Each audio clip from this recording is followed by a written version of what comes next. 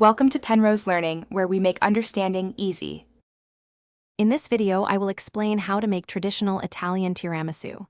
First, gather your key ingredients: ladyfingers, strong espresso, fresh eggs, sugar, mascarpone cheese, and cocoa powder.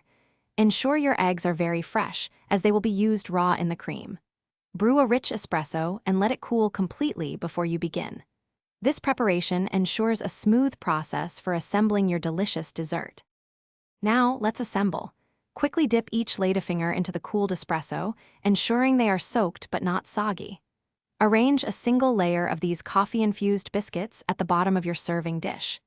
Next, spread a generous, even layer of your creamy mascarpone mixture over the ladyfingers.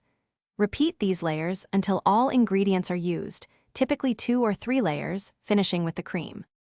Once assembled, cover your tiramisu tightly with plastic wrap and refrigerate it for a minimum of 4 hours. This crucial chilling time allows the flavors to meld beautifully and the dessert to set properly, making it easier to slice. Just before serving, generously dust the top with unsweetened cocoa powder.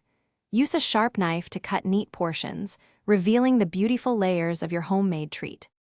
For the best results, always use a shallow dish when dipping your ladyfingers.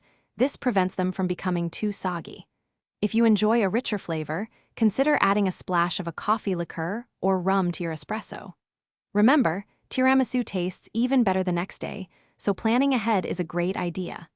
Don't forget to check the description below for a link to Little Tree's black ice and other great deals. Enjoy your homemade, authentic Italian tiramisu.